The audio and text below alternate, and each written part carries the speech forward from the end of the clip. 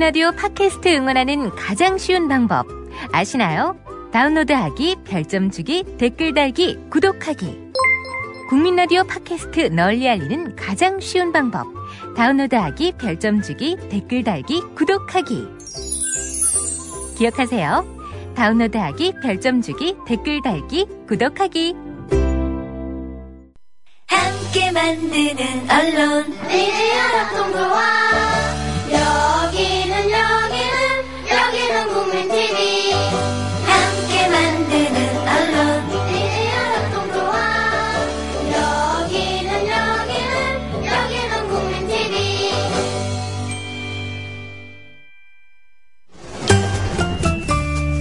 귀로만 듣던 국민TV의 팟캐스트를 이제 보이는 라디오로 시작합니다. 국민TV 광고를 모집합니다. 조합원과 비조합원 여러분, 자신이 속해 있는 기업과 사업체, 그리고 알리고 싶은 모든 것들 다 좋습니다. 광고를 원하시는 분은 신청해주세요. 홈페이지 kukmin.tv, 국민.tv 또는 지역번호 02-3144-0933번으로 연락주세요. 여러분의 많은 참여 바랍니다.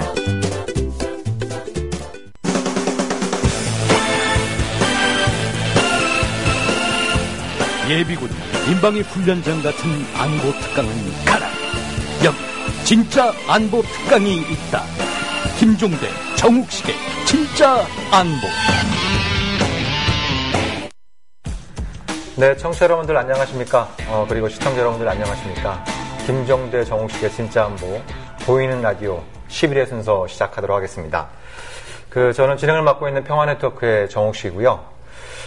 우리 김종대 편집장, 제 짝인 김종대 편집장께서는 파리 에어쇼에 가셨어요. 예, 그래서 오늘은 좀 불가피하게 방송에 못 나오시게 됐는데, 그래서 이제 외로운 자리를 채워주시기 위해서 제가 특별히 우리 여성 활동가 두 분을 모셨습니다. 우리 참여연대 평화홍치센터의 이미연 팀장님, 그리고 백가영 간사님 두 분, 예, 어서 오십시오. 박수로 이제 찾아했으면 좋겠습니다. 자, 진짜 안보에서 게스트를 모시기도 참 오랜만이고, 특히 여성분을 또 모시면 또 오랜만이고, 특히 두 분을 한꺼번에 모시는 건 전례가 없었던 일입니다. 네. 굉장히 영광스럽게 생각합니다. 네네. 반갑습니다. 우리 진짜 안보 팬분들께 인사 말씀 이렇게 한마디씩 좀 부탁드릴게요. 먼저 우리 이미연 팀장님. 안녕하세요. 저는 참여연대 평화군축센터에서 일하고 있는 이미현이라고 합니다. 예, 한반도 비평화군축운동을 담당하고 있습니다. 반갑습니다. 네, 반갑습니다. 또 우리 백가영 간사님. 네, 안녕하세요. 저 참여연대 평화군축센터에서 제주해군기지 문제랑 국제 쪽 주로 담당하고 있는 백가영 간사라고 합니다. 반갑습니다. 네. 저도 가끔 그런 질문을 받습니다만, 두 분이 시민 활동, 그 중에서도 평화군축 운동, 이 업계에 들어오시게 된 배경이나 동기가 좀 궁금한데, 간략하게 좀 어쩌다 또 이 일을 시작하게 되셨는지 좀 얘기를 좀 해주시죠. 예, 저는 지난번에 한번 비슷한 질문을 받은 적이 있는데, 원래는 국제개발협력 이쪽을 좀 공부를 하다가, 네. 사실 군사비에 비하면 개발협력 이쪽 비용은 사실 턱없이 부족하거든요. 네. 그래서 그런 이 전 세계 오류라고 해야 되나? 그런 것들에 대해서 좀 많이 공부하면서 알게 됐고, 네. 그리고 이제 구조적인 문제를 바꾸지 않으면 사실 그런 오류가 바로잡히지 못할 것 같다는 생각에서 찾다 보니 여기까지 오게 됐습니다. 네네. 백가영 간사님은 어떻게 저는 원래 방콕에 있는 아시아 인권단체에서 계속 동아시아 담당으로 활동을 했었어요. 그래서 이제 참여연대가 거기 회원단체이기도 하고 그래서 이제 한 3년 정도 일한 후에 한국에 들어와서 참여연대에서는 국제 쪽 주로 담당을 하고 있었는데요. 제가 한국에 와서 처음으로 갔던 현장이 제주 해군기지고 제가 항상 사람들한테 강정이 저의 첫사랑이라고 얘기를 해요. 그래서 그렇게 약간 저희 처음 방문한 현장 이제 그렇게 되면서 계속 평화운동에 같이 진행을 하게 된 것 같습니다. 이 방송을 들으시는 분들이 많이 계시는데 그 가운데 우리 백가원 간사님의 첫사랑도 있을 수 있는데 굉장히 좀 섭섭해하지 않을까 좀 걱정되는데. 그렇진 않을 것 같아요. 그렇진 않을 것 같아요. 네, 누가 가격고였는지 대충 좀 추측이 됩니다. 제가 우리 두 분은 지난주에 제가 좀 길거리 캐스팅을 했습니다. 예, 지난주 목요일 날이었죠. 박근혜 대통령의 방미 관련해서 이제 그 참여연대 또 제가 있는 평화네트워크 또 다른 많은 단체들 같이 기자회견을 했습니다. 그래서 기자회견 끝나자마자 제가 두 분을 길거리 캐스팅을 했는데 또 흔쾌히 응해주셔서 감사드리는데 흥미롭게도 기자회견이 끝난 지 한 5분 만에 네. 뉴스 속보로 박근혜 대통령이 방미를 연기하겠다 이런 발표가 나왔습니다. 네네. 예, 예. 그럼 좀 뭐 그 소식 듣고 좀 어떤 느낌이 드셨어요? 네. 역시 우리 네. 시민단체 목소리를 듣고 있는 건가 네. 이런 생각도 좀 들었고 사실 그런 그 방미에 대해서 사실 비판적인 목소리가 꼭 시민단체뿐만 아니라 사실 여기 뭐 각계에서 사실 있었다고 봅니다. 그래서 네. 그만큼 다행이라고 좀 생각을 하고 있긴 다행이다. 하지만, 네. 네, 그렇긴 하지만, 뭐, 네. 탄저균 사태나 뭐 이런 걸 봤을 때 미국에 가서 사과를 듣고 왔어야 되는 거 아니냐 이런 얘기도 있어서, 네. 그 부분은, 예, 판단은 각자의 몫으로. 네. 이미 그 애슈턴 카터 국방장관이 그 싱가포르 샹그릴라 대화에서 한민국 국방장관한테 사과를 했다 그러는데, 그거는 네네. 부족하다, 이렇게 보시는 건가요? 그럴 수 있는 거죠. 사실 네. 재발 방지나 이런 부분에 대해서 사실 합의된 게 아직 없고, 뭐 재발 방지를 위해서 노력하겠다. 7월에 한미 간 그 회의에 논의하겠다고 했지만, 네. 사실 우리가 수십 년간 소파 개정 관련된 논의를 봤을 때 단발성 회의로는 아무것도 된 게 없었기 때문에 네. 그런 그 사과 한 번으로 될 것인가에 대해서는 좀 의문이 들죠. 네. 우리 백가영 관사님, 참여연대에서는 뭐, 박근혜 대통령의 방미 연기에 대해서 환영 논평이나 이걸 좀 내셨나요? 저희 그렇게 네. 환영 논평을 내지는 않았고요. 네. 예, 어쨌거나 저희가 얘기했던 기자회견에서 주장했던 내용들이 네. 어쨌거나 반영이 돼서 결과로 나타났으니까 이후에도 계속 탄저균 관련한 저희가 네. 대응도 진행을 해 나갈 예정입니다. 네. 그러니까 그 박 대통령의 방미를 연기한 거는 시민단체들, NGO들의 기자회견 덕분이다. 그게 힘이었다. 뭐 우리가 그렇게 믿어도 되는 건가요? 네. 네, 그렇죠. 네, 그렇게 믿고 싶습니다. 예. 우리 지난주 진짜 안보 방송에서는 지금 파리에 가 계신 김종대 편집장께서는 미국에 꼭 가셔라.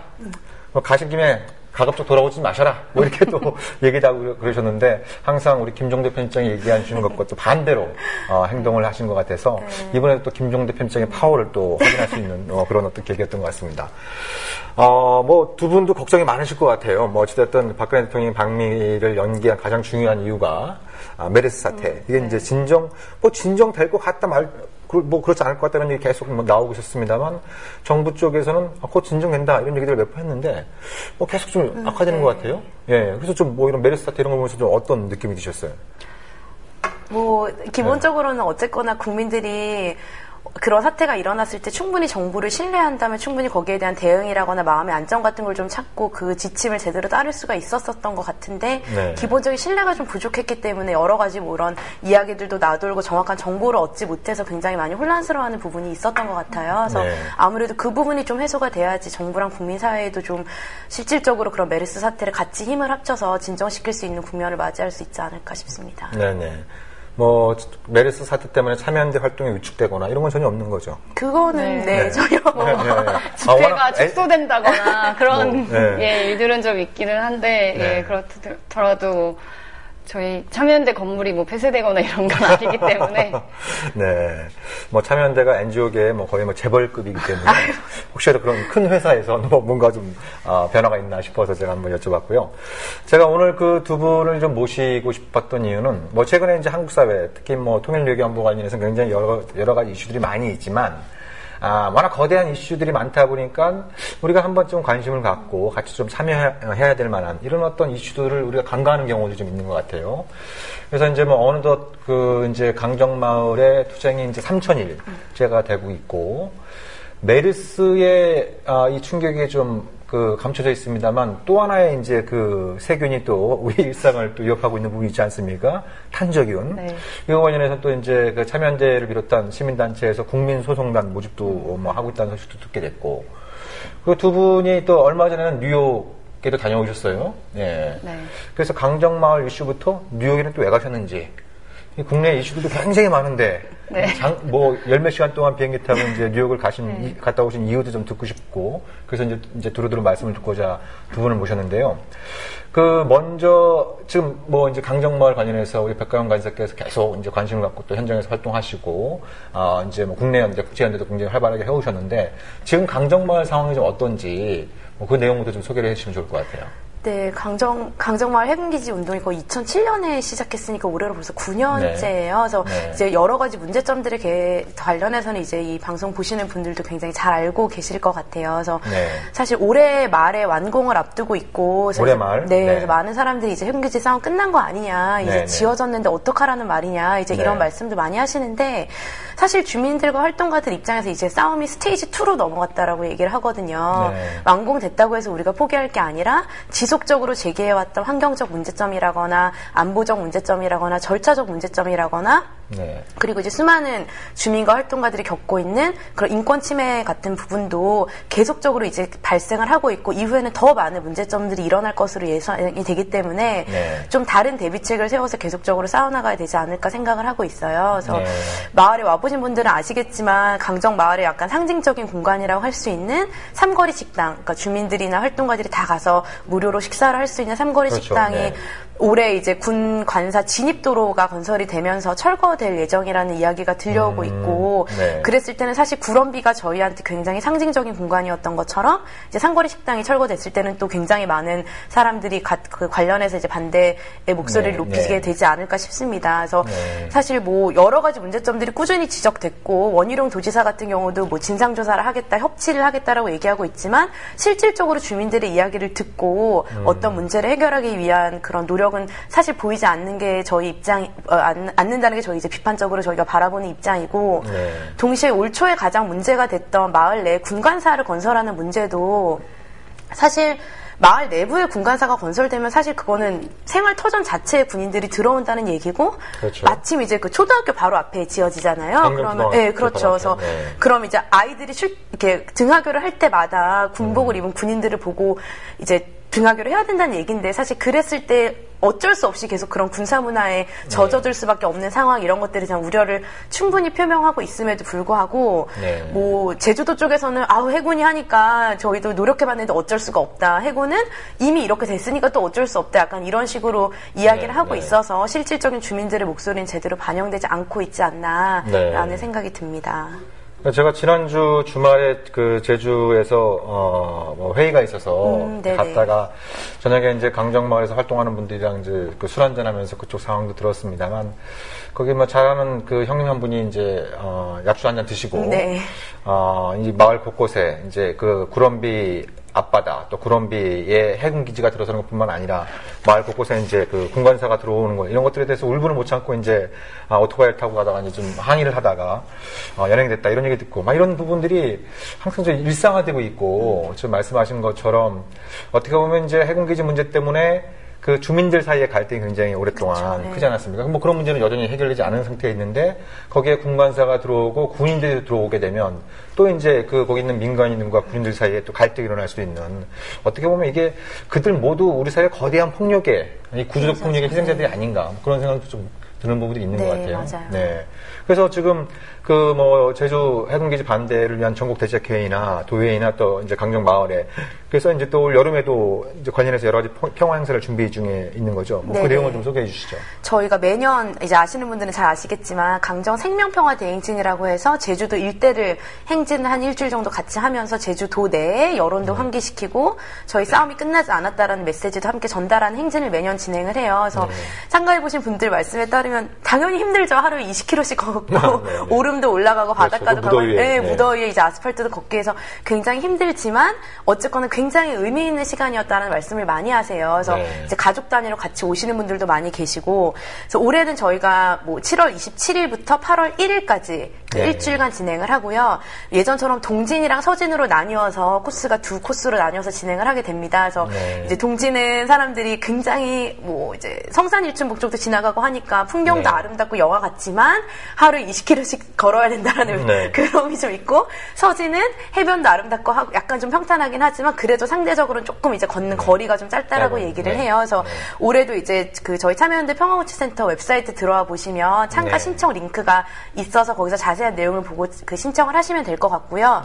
동시에 저희가 이제 아까 앞에서 간략하게 말씀드린 대로 올해 저희가 투쟁 3000일을 맞이해요. 그래서 정확한 날짜는 8월 3일인데 이제 문화제가 끝나는 8월 1일 날 3000일 투쟁 문화제를 진행을 하려고 합니다. 그래서 이제까지 3,000일 동안 우리 다 같이 함께 같이 싸웠으니까 서로 잘 싸웠다 격려도 해주고 다독다독 거리고 앞으로도 우리 완공 되더라도 같이 열심히 싸우자라는 그런 의지를 좀 다지는 시간으로 마련을 하려고 하고요. 올해는 특히 저희가 오키나와 괌 그리고 필리핀, 대만 정도에선 한 분씩 이제 국제활동가들을 좀 초청하려고 해요. 그래서 약간 왜 오키나와도 매년 약간 국제 행사처럼 그렇죠. 이렇게 사람들이 다 같이 행진하는 것처럼 강정 행진도 이제 스테이지 2로 넘어가는 만큼 좀 국제적인 행사로 좀 만들어 보려는 기획을 가지고 있습니다. 네. 그러니까 뭐 제주도, 오키나와, 괌, 필리핀, 대만 이들 섬 뭐 이게 한 국가 내에 포함되어 있는 섬도 있습니다만 그 자체가 이제 국가인 이런 것도 있지 않겠습니까? 근데 이들 섬들이 공통적으로 갖고 있는 게 이 동아시아의 군사주의, 또 동아시아에서의 전쟁 이런 쪽과 굉장히 밀접하게 연관되어 있는 그런 섬들이었는데 이 섬에 있는 활동가분들이 같이 모여서 어떻게 보면 이제 섬 간의 네트워크, 평화 네트워크를 구축하는 이런 어떤 의미 있는 시도들도 있는 것 같아요. 그래서 그런 어떤 행사와 참가 방법 이런 자세한 내용은 이제 그 참여연대 홈페이지에 접속하시면 이제 자세히 이제 보실 수 있고요. 뭐 여름휴가 계획들 많이 세우고 계시겠습니다만 뭐 동진서진 한쪽은 길고 경치가 좀 아름답고 한쪽은 짧지만 뭐 경치는 성대도 덜 할 수 있는 골라 걷는 재미도 있을 수 있겠네요. 네, 뭐 그런 다양한 또 경험도 하실 수 있으니까. 부분 참가도 가능하시다. 부분 참가도 가능하답니다. 예. 7월 27일에 이제 그 정전 협정일 서명일입니다만 이날부터 해서 8월 1일까지 그리고 8월 3일은 강정마을 투쟁 3,000일을 맞이해서 다양한 또 행사가 준비되어 있으니까 우리 청취자 여러분들 또 시청자 여러분들 참고해 주시고요. 또 하나 제가 오기 전에 참여연대 홈페이지에 들어가서 보니까 탄저균 관련해서 국민소송단을 모집하고 있다.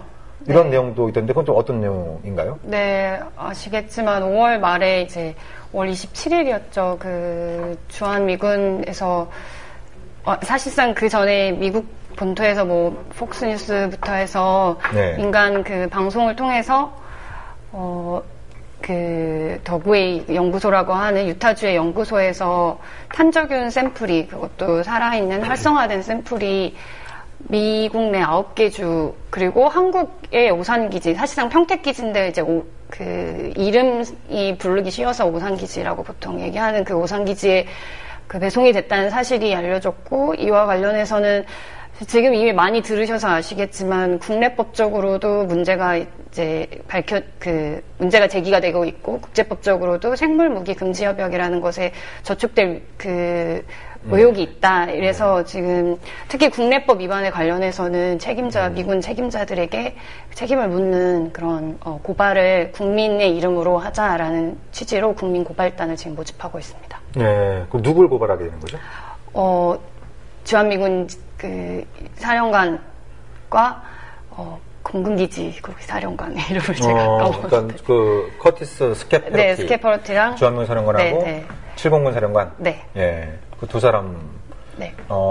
그러면 그 고발하는 데서 뭐 국민들이 몇 명 이상 참여해야 된다 이런 내용들이 기준이 있는 건가요? 아니요, 그런 건 아닌데 지금 이미 지금 저희가 한 일주일 정도 공지한 지 일주일 정도 됐는데요. 일주일 만에 거의 6,000명이 넘는 분들이 벌써 서명을 하셨어요. 그래서 6월 21일 자정까지 서명을 받고 있고, 그래서 그 성함하고 뭐 주소 간단한 이제 연락처 정도만 남겨주시면 참여하실 수 있고, 그래서 민변에서 법적인 뭐 고발장이나 이런 거를 같이 작업을 해주고 계십니다. 이게 시민사회 공동으로 진행하고 있어서 저희뿐만 아니라 여러 단체가 지금 공동으로 같이 진행하고 있습니다. 그러니까 민주사회를 위한 변호사 모임하고 현재 법률적인 검토를 주로 이제 하고 있고 참여연대에서는 이제 국민소송단 이런 어떤 좀 이제 홍보 활동하고 다른 이제 여러 단체들이 공동으로 이제 여러 단체에서 같이 하고 있는 이런 상황인데 이 지금 그 두 사령관이 좀 쫄아야겠네요. 벌써 일주일 만에 6,000명이 넘어섰고 이 방송이 나오고 나면 아마 기하급수로 늘어나지 않을까 뭐 이렇게 생각도 듭니다만. 만 명은 기본으로 10,000명, 10,000명 안 나오면 이 방송 문 닫겠습니다. 10,000명 넘지 않을까.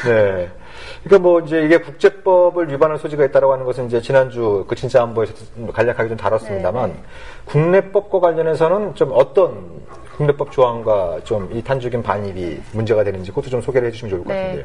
그 국제법 얘기하셨는데 생물무기 금지 협약의 국내 이행을 위해서 만들어진 국내법들이 있습니다. 그게 네. 이제 국내적으로도 화학무기와 생물무기 금지에 관련된 그 법안이 있고, 그다음에 이거를 지금 무기라고 하지만 사실상 세균이잖아요. 그래서 감염이 될 수 있는 이제 병이란 뜻에서 감염병 예방법이라는 두 가지 법에 의해서 관리가 되고 있는데, 그 생물무기 쪽 같은 경우에는 산업부 장관에게 어떤 이유로든 가지고 들어오거나 할 경우에 이제 뭐 실험이나 이런 것을 포함해서 산업부 장관에게 허가를 이제 우선 요청을 하고, 만약에 산업부 장관에게 그 요청이 오면 외교부와 국방부에게 그 전달하도록 되어 있어요. 근데 네. 이 부분이 전혀 지켜지지 않았다고 이제 보여지고요. 그 다음에 그 감염병 예방법은 보건복지부 장관에게 이제 신고를 하게 되는데, 이 부분도 실무적으로는 이제 질병관리센터에서 그 질병관리본부에서 이제 담당을 하고 있는데, 이쪽도 전혀 사전 어떤 통보나 이런 걸 받지 않은 걸로 알고 있어서 그 두 부분에 있어서는 다 국내법을 저촉한 것으로 판단하고 있습니다. 네.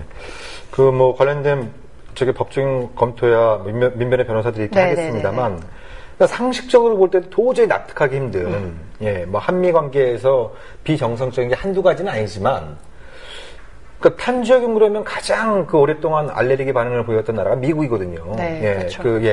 과거에도 그랬습니다만 특히 이제 9.11 테러 발생 직후에 무슨 뭐 편지암 그리고 소포 이게 이제 탄저균이 묻어 있는 걸 그었다가 이제 들이마셨다가 5명이 사망했던 이런 일이 벌어지면서 미국 내에서도 이제 특급 관리 대상이 바로 탄저균과 같은 생물 무기인데, 이게 살아있는 상태에서 이게 참 한국 땅에 미군 기지에 들어왔다고 하는 것 자체가 충격적이고, 그거 관련해서 검용고사하고 사용 통보조차도 사후 통보도 받지 못했다라고 하는. 사실상 네. 예, 그렇죠. 그래서 이게 왜 들어왔는지, 언제부터 들어왔는지, 뭐 주한미군은 이게 처음이다라고 얘기하고 있는데, 뭐 좀 언론 보도에서는 최소한 98년부터 반입이 됐다 이런 얘기들도 좀 나오고 있고.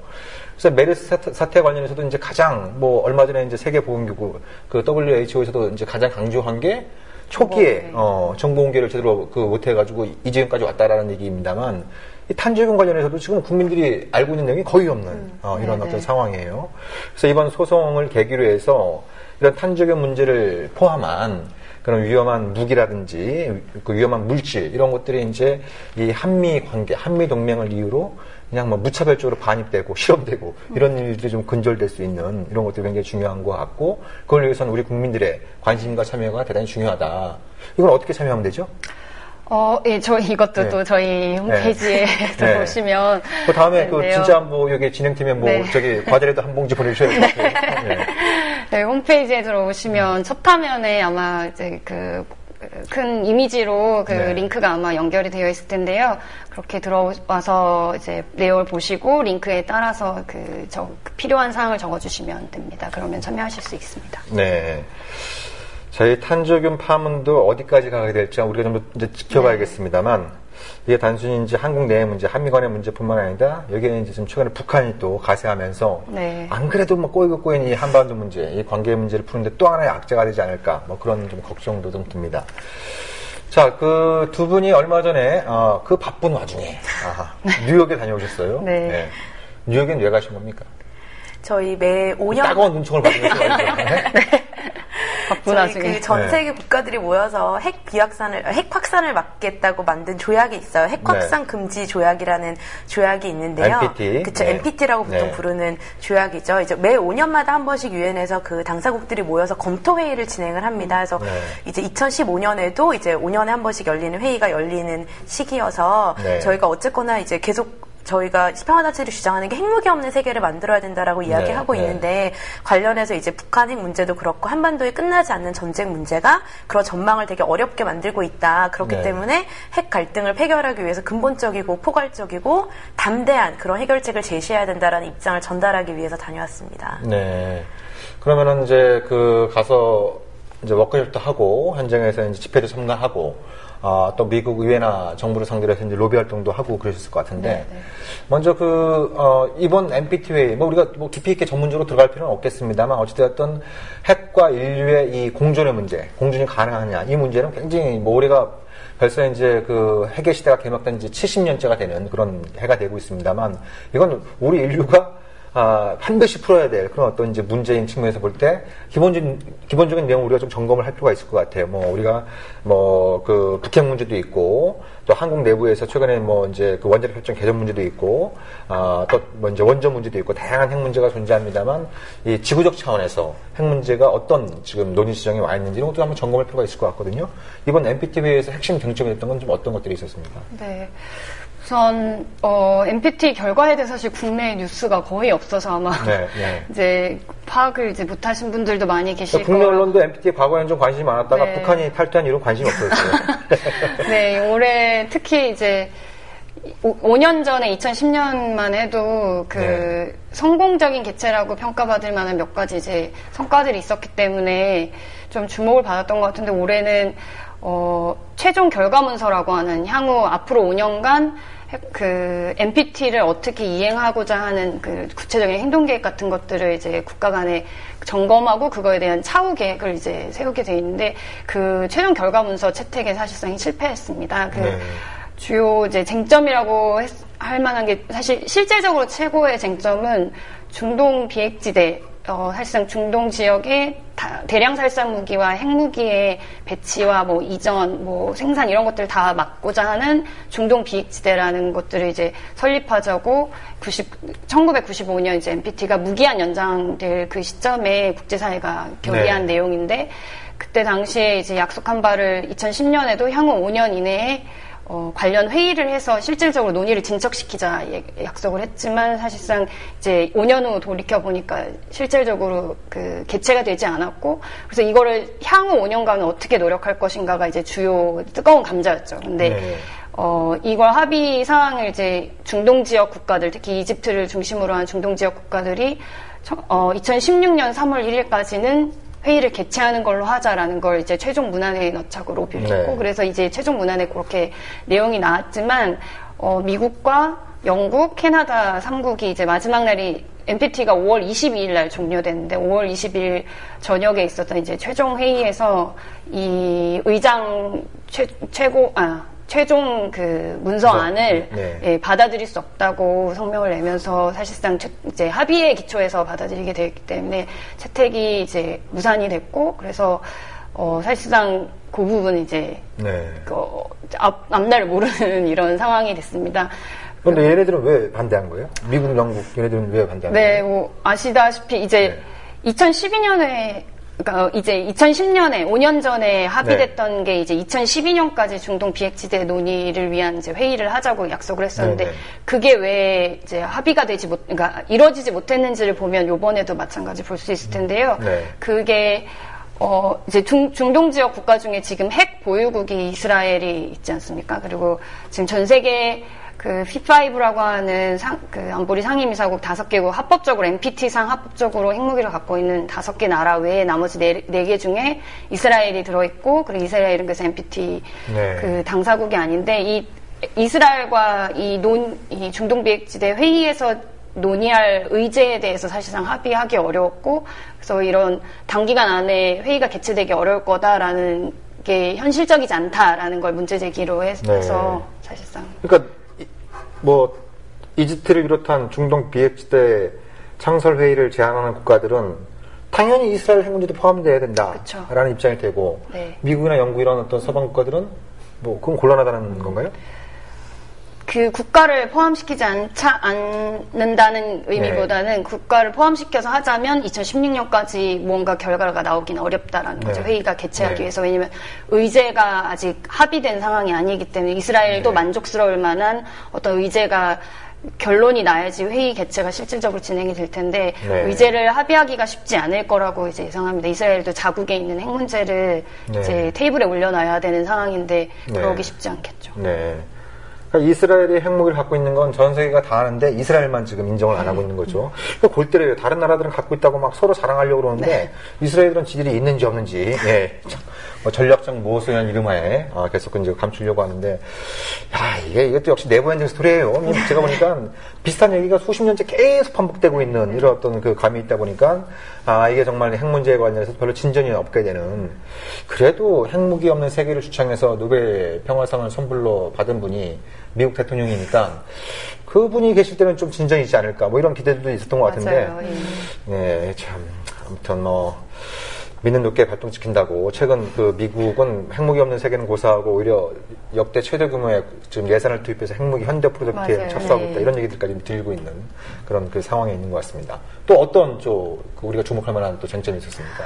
뭐 저희 올해 가장 요즘에 그 핫한 이슈로 핵무기 관련해서 얘기하는 것 중에 하나는 핵무기의 비인도성에 대한 이야기를 하고 있어요. 근데 이제 네. 이름만 딱 들으면 이제 그 Humanitarian Impact of Nuclear Weapons라고 얘기를 하는데 네. 이제 핵무기의 비인도성이라고 하면 핵무기라는 게 얼마나 비인도적인 무기인지에 대해서 네. 이제 논의를 하고 있다라고 보시면 될 것 네. 같아요. 그래서 마침 올해가 히로시마랑 나가사키의 핵폭탄이 떨어진 지 70년이 되는 해고 네. 그렇기 때문에 가장 대표적인 사례로는 저희가 피폭자분들을 네. 볼 수 있을 것 같아요. 그래서 그렇게 핵무기가 하나 투하됐을 때 이런 식으로 비인도적인 결과를 너무 많이 가져온다라는 거에 대해서 이제 국가들이 그 논의를 시작하기 시작했고 특히 오스트리아 정부가 이걸 좀 이제 주도적으로 끌고 가서 오스트리아, 네, 오스트리아 유럽에. 그렇죠. 네, 호주가 아니라 호주가 아니라 네. 오스트리아 정부가 이 이슈를 좀 이제 아젠다를 적극적으로 끌고 가서 오스트리안 플레지라고 하는 네. 오스트리아의 약속이라고 네, 해야 될까요? 네. 그러니까 네. 인도주의적 그러니까 핵무기 비인도성을 알리기 위해서 우리는 이러이러이러한 약속을 하겠다라고 이제 제안을 한 게 있어요. 네.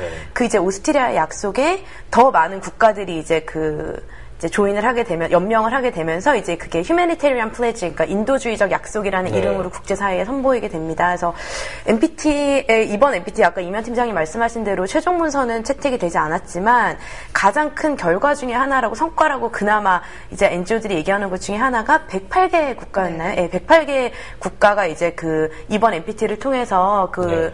인도주의적 약속에 같이 동의를 했다라는 게 가장 큰 성과 중에 하나라고 할 수 있을 것 같아요. 네. 뭐 참고로 한국 정부는 저희가 뭐 질의서도 보내고 여러 가지로 이제 입장을 묻는 뭐 면담도 가지고 진행을 했습니다만 기본적으로 이제 뭐 핵무기가 그렇게 비인도성을 가지고 있다라는 거에 대해서는 동의한다. 그렇지만 이 약속에 동의를 하는 순간 마치 즉각적으로 핵무기를 폐기해야 될 것 같은 그런 이제 그 내용들이 들어있기 때문에 이렇게 당장은 연명하기가 굉장히 어렵다라는 입장을 고수하고 있고 이제 시민사회 단체 쪽에서는 한국인 피폭자 문제도 굉장히 심각한데 네. 이제 그런 걸 봤을 때도 핵무기의 비인도성에 동의를 한다면 빨리 이 비인도적 핵무기의 네네. 그 약속에 빨리 동참을 해서 우리도 차츰적으로 핵우산에서 벗어나야 되는 길을 선택해야 네. 된다라고 주장하고 있습니다. 그러니까 이 108개 국가에 지금 대한민국 정부는 안 들어가 있다. 안 들어가 네. 있죠. 예. 근데 그 논리가 재밌네요. 들어가 있죠. 핵무기가 비인도적인 무기인 건 동의를 하지만 그렇게 동의를 해버리면 그걸 연명을 해버리면 핵무기를 곧 없애야 될 무기라는 인식을 줄 수 있기 때문에 곤란하다? 네. 그렇고 그건 예. 저도 핵 문제를 좀 다뤄왔습니다만 선뜻 이해하기 힘든. 네. 그래서, 예. 그러니까 쉽게 얘기하면 미국 때문에 안 된다. 뭐 이런 거 아니에요? 네, 그런 그렇죠. 걸 핵우산. 수 있죠. 핵우산을 지금 유지하려면. 어떻게 네. 제거할 수 없기 때문에 네. 인도적인 문제점이 있다라는 건 동의하지만 네. 그래도 우리는 핵우산을 벗어날 수 없다라는 게 좀 이제 그걸 돌려서 표현하신 게 아닌가라는 생각이 네, 듭니다. 네. 그러니까 108개국 국가들은 우리가 과거에 뭐 제3세계 국가들 혹은 뭐 비동맹지 네, 네. 네. 이들 나라에서 여기 뭐 5대 핵보유국이 좀 들어간 나라 있었나요? 전혀 전혀 안 안 들어가죠. 저희가 들어가고. 108개 국가 네. 명단을 쭉 봤었는데 사실 네. 그러니까 처음 들어보는 국가들도 굉장히 많았어요. 네. 그러니까 네. 왜 그 남태평양 그냥 군도라거나 국가들. 그런 데 있는 네, 네. 굉장히 작은 국가들이 대부분 많이 연명을 사실 했다고 보시면 그들 나라는 이게 무슨 뭐 딴 나라 문제가 아니라 그렇죠. 이 태평양 상에서 핵실험이 뭐 2,000번 가까이 네, 네. 뭐 이제 주로 이제 미국, 영국, 프랑스 이런 나라들이 주로 경쟁적으로 거기서 많이 핵실험을 했기 때문에 그러다가 나라가 없어진 나라들도 네. 있고 아예 그냥 뭐 섬 하나 자체가 통치가 네, 없어진 네. 나라들도 있었고 뭐 이렇기 때문에 그분들한테 이제 자기들한테 그렇죠. 당사자들 문제인데 여전히 이들 나라 우리가 보통 뭐 나라 이름도 잘 모릅니다만 정말 그 수십 년 동안 지속되었던 핵의 역사에서 가장 큰 고통을 당해왔던 그렇죠. 분들의 인도주의적 호소를 외면하면서 인도주의를 노려는 이런 또 이제 21세기의 이 강대국 정치의 두 얼굴을 우리가 또 볼 수 있을 것 같아요. 네. 네네. 그러니까 이 NPT라는 조약이 참 골때리잖아요. 이렇게 보면. 그렇죠. 사실상 그렇죠. 네. 이게 지금 탄저균 얘기를 하면서 이제 다음 이렇게 이슈가 넘어왔는데 네. 대량 살상 무기의 대표적인 게 사실 핵무기잖아요. 네, 네.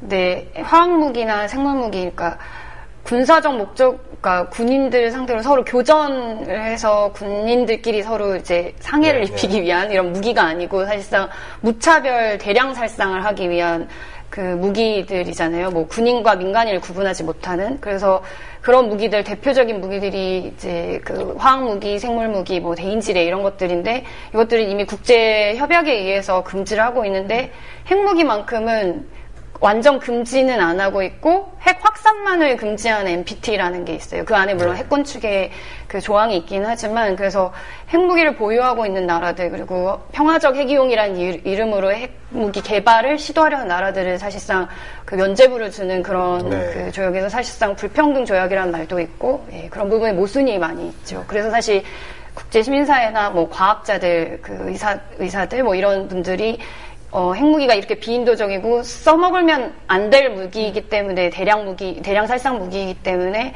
국제 핵무기 금지 조약을 만들어서라도 이걸 없애야 된다 이런 논리를 쌓아가기 위해서 사실 이번에 인도주의적 영향이라는 논의가 나오게 된 것입니다. 네. 그러니까 이게 이제 뭐 다른 것도 마찬가지지만 이런 그 무기 관련된 조약들도 보면은 상당히 이제 미국을 비롯한 강대국 중심주의가 많이 좀 투영되어 있다는 걸 우리가 알 수 있는 게. 미국의 이제 그 NPT, 그러니까 핵확산 금지에 본격적으로 시동을 걸면서 했던 게 여러 가지 조치가 있었습니다만 그 중에 하나가 바로 그 생화학 무기를 불법화하는 거였습니다. 그래서 69년도에 이제 그러니까 NPT가 발효되기 1년 전에 그 생물무기 금지 협약을 통해서 이걸 불법화하고 화학무기에 대해서는 여러 가지 이제 뭐 진통이 많이 있었습니다만 97년 이때부터 이제 이것도 이제 그 조약이 발효되고 이런 그 과정들이 있었는데 여기에 이제 미국의 의도는 미국을 비롯한 5대 핵보유국의 핵보유는 NPT를 통해서 면죄부를 받고 다른 나라는 못 갖게 하고 그리고 가난한 자의 핵무기라고 불리는 생화학 무기를 핵무기와 동급으로 연결시켜가지고 이걸 이제 불법화함으로써 자신들의 어떤 그 군사적 우월을 갖다가 좀 영속화하려고 하는 그런 의도들이 좀 많이 깔려 있었던 거죠. 그러니까 NPT가 골 때리는 게 그렇잖아요. 여기에는 이 조약에는 어디를 읽어봐도 핵무기를 어떻게 폐기해야 된다 이런 정도 없고 실험하지 마라 이런 얘기도 없어요. 그죠? 네. 그 가장 중요한 건 이 무기를 사용하면 안 된다. 이런 내용도 없습니다. 맞아요. 그러니까 이거 왜 했는지 모르겠어요.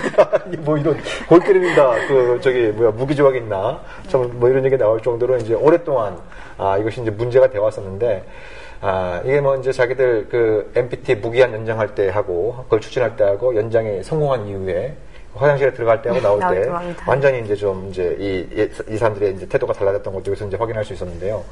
그 이외에도 제가 듣기로는 뭐 이 핵 문제라고 하는 게 딱 그 하나의 섬처럼 딱 독립해서 존재하기보다는 여러 가지 국가 간 또 그 국제사회에서 여러 가지 문제들이 반영된 이런 측면들이 있기 때문에 이제 뭐 참여연대를 비롯한 한국 시민단체들이 한반도 정전체제를 포함한 한반도 문제의 맥락에서 바라봐야 된다.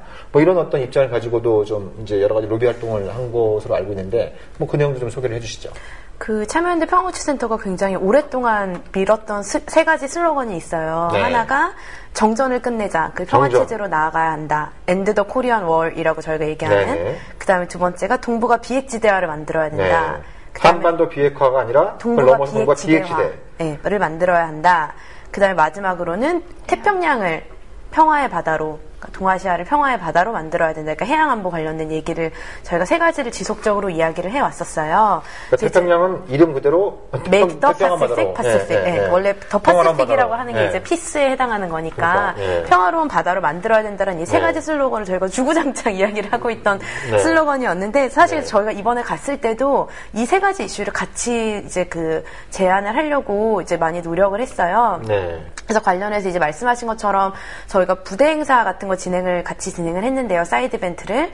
NPT 사전에 이제 시민사회들끼리 같이 모여서 하는 Peace and Planet이라는 그런 플랫폼에서 진행했던 Peace and Planet. 네, Peace and Planet. 평화와 지구. 네, 그렇죠. 평화와 지구라는 이제 굉장히 많은 그 전 세계에 제가 보기에는 웬만한 평화단체들은 굉장히 다 많이 와가지고서는 참여해서 여러 가지 종류의 이제 사이드 이벤트를 진행할 때 저희가 이제 중국의 부상과 미국의 아시아로의 회귀라는 그런 제목으로 부대 행사를 진행을 하면서 이제 저희가 이제 우려하고 있는 점들, 뭐 일본의 헌법 구조라거나 아니면 동아시아의 그런 지금 여러 가지 기지가 건설되면서 제주해군 기지를 포함해서 동아시아의 그런 평화가 위협되는 거에 대한 우려의 목소리를 전달을 했고요.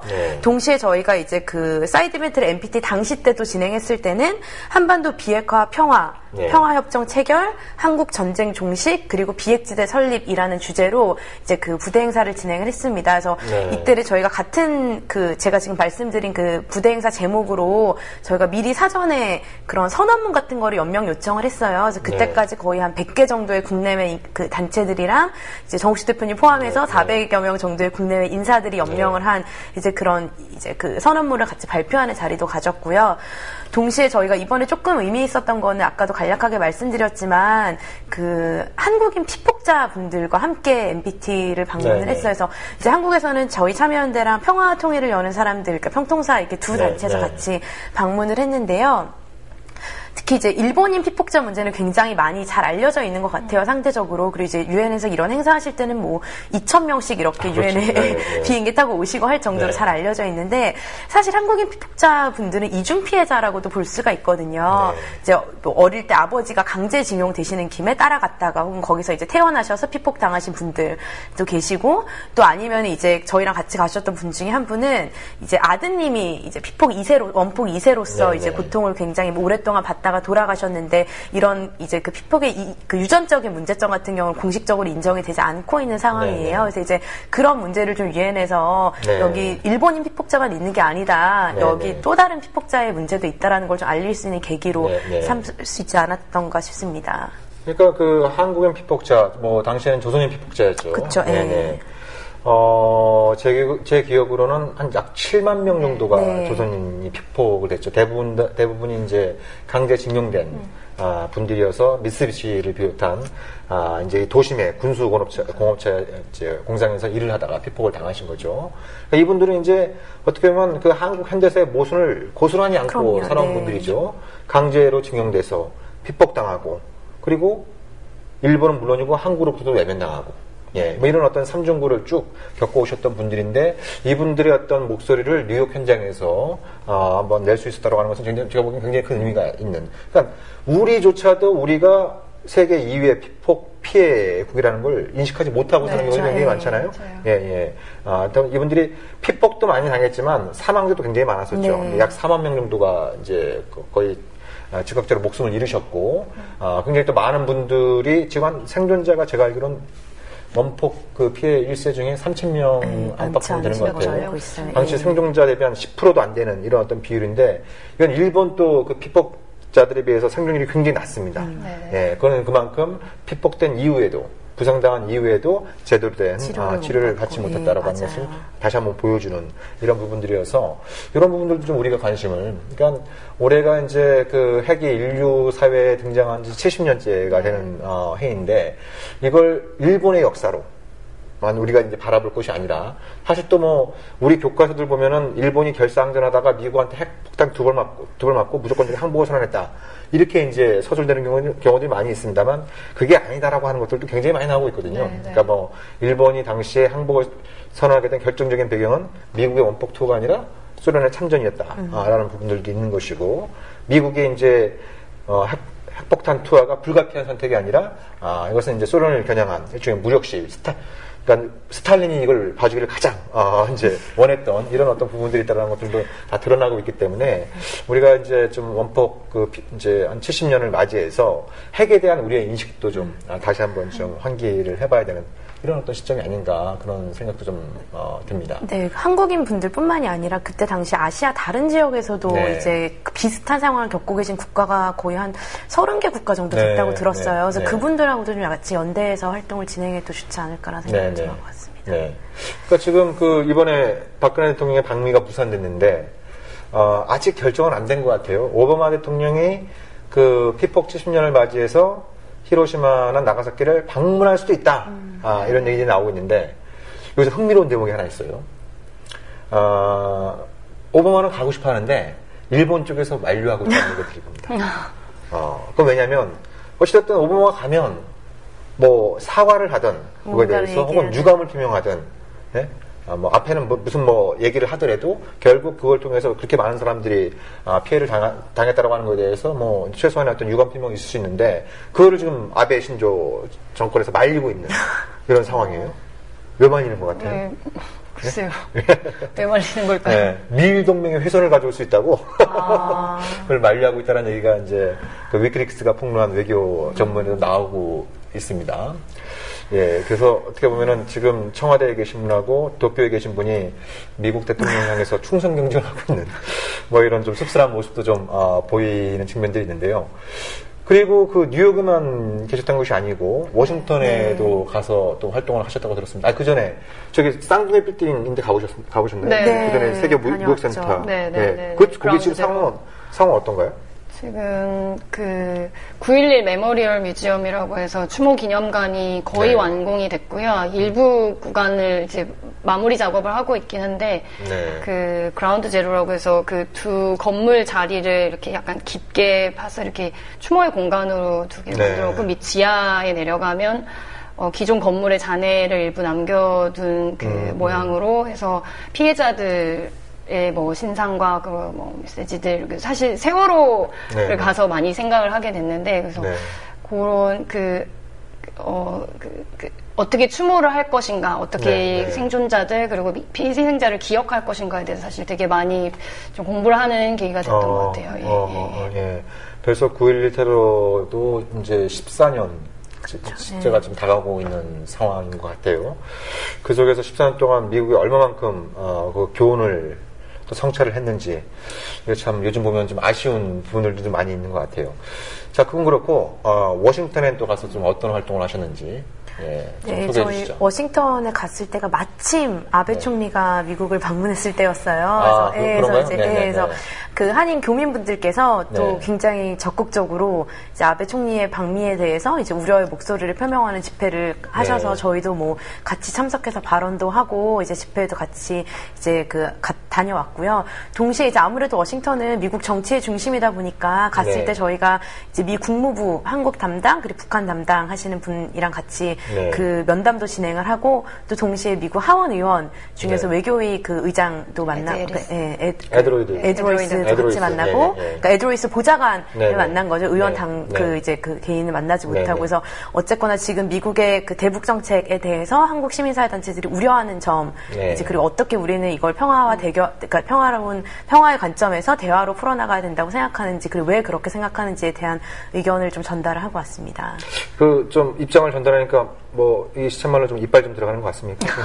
이렇게 뭐 좀 이해한다라는 둥 좀 우리가 좀 바꿔보겠다는 둥 뭐. 근데 그 하원 외교의장 같은 분은 기본적으로 이제 하원에서 이렇게 적극적으로 그 대북 제재 결의안을 주도하셨던 분이고 이미 하원에서 그 결의안이 통과된 상태였어요. 그래서 사실 저희가 이제 얘기하는 것처럼 적어도 대화랑 협상이 진정될 때는 북한이 핵 무기 개발을 좀 이렇게 멈추거나 아니면 하지 않았다. 그렇기 때문에 그게 훨씬 더 효과적이다라고 짧게 얘기하자면 그런 주장을 했을 때 사실 그렇지 않다. 의원님은 그렇게 생각하지 않으실 거다. 이런 식의 반응이었지만 그럼에도 불구하고 사실 이런 쪽 의견을 처음 들어봤을 것 같다라는 느낌을 좀 받아서 그런 면에서 좀 자극이 되지 않았을까라 생각을 좀 하고요.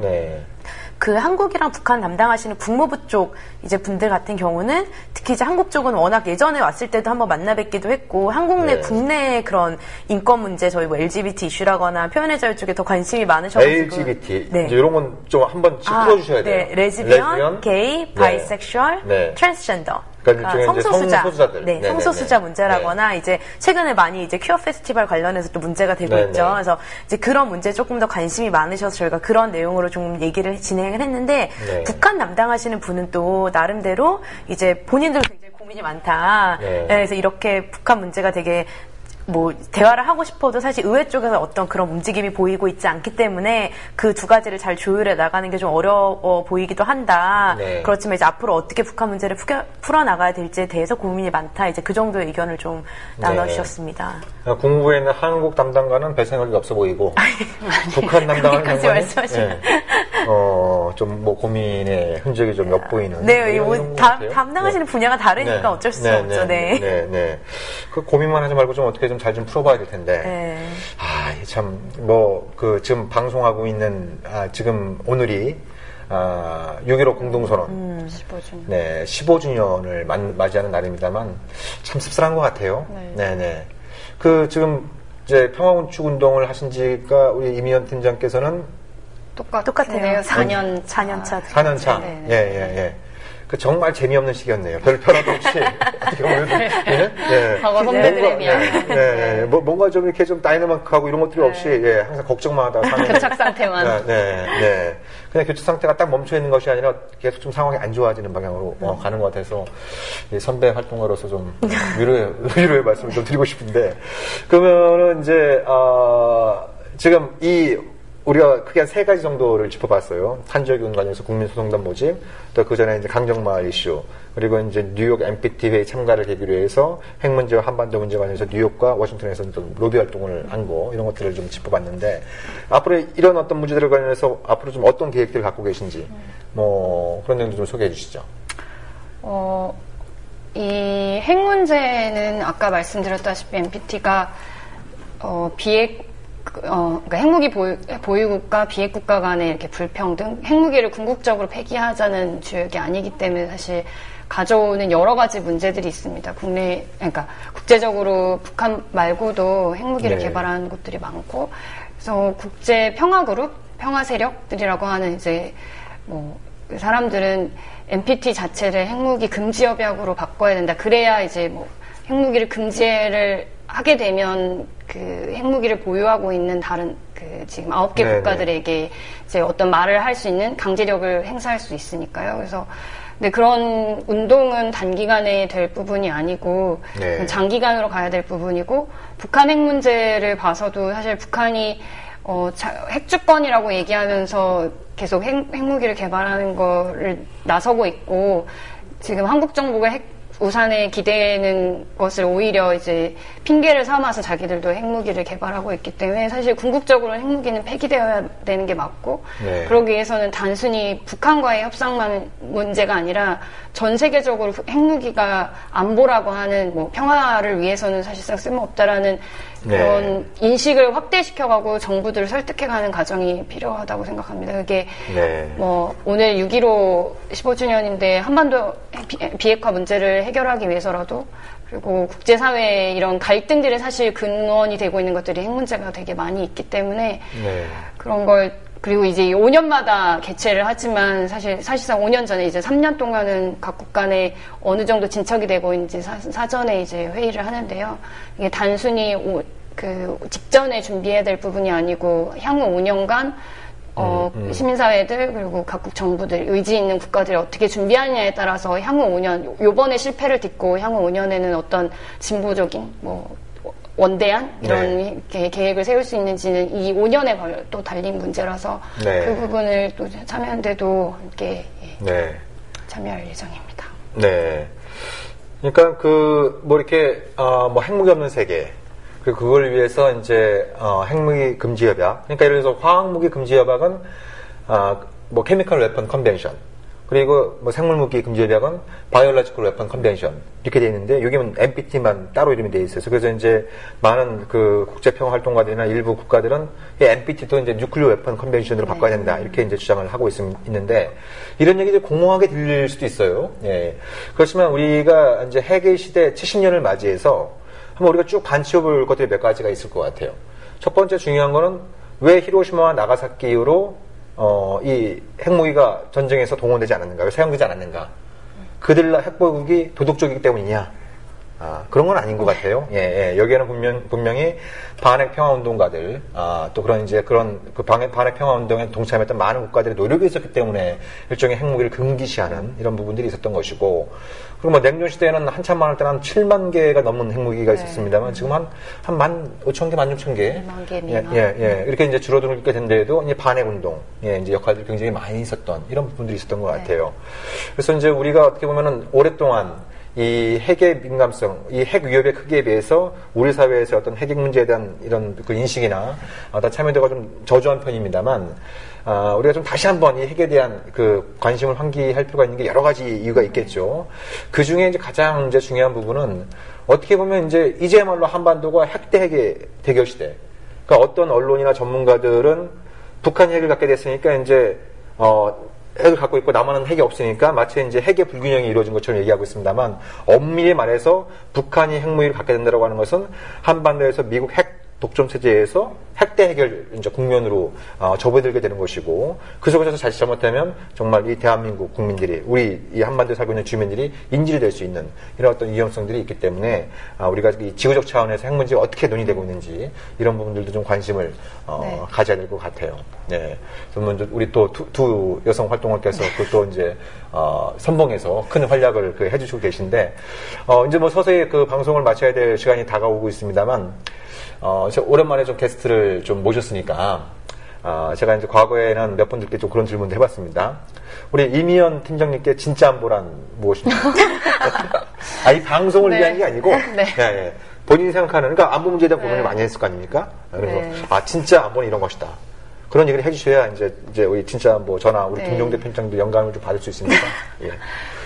진짜 안보라는 사실 이름에 대해서 그렇게 저는 호의적인 편은 아닌데요. 아니다. 네, 안보라는 게 사실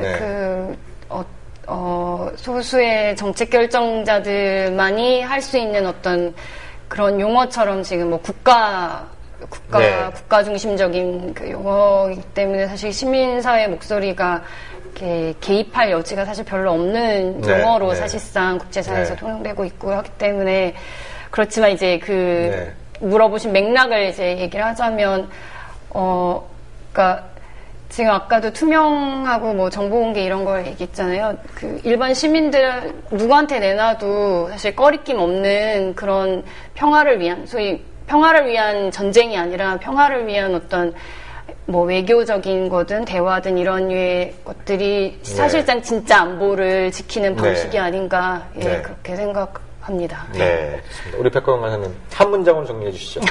이게 비슷한 맥락에서 얘기해서 안보의 민주적 통제가 가능한 사회가 아마 진짜 안보가 이루어지는 사회가 아닌가 싶습니다. 멋진 말씀이에요. 안보의 민주적 통제가 가능한 사회가 진짜 안보를 구현하는 사회다. 자, 오늘 클로징 멘트는 요것으로 대신하도록 하겠습니다. 두 분 바쁘신 와중에 또 자리에 함께 해주셔서 감사드리고요. 앞으로도 멋진 활약 기대하도록 하겠습니다. 고맙습니다. 네, 감사합니다. 함께 만드는 언론 미디어 협동조합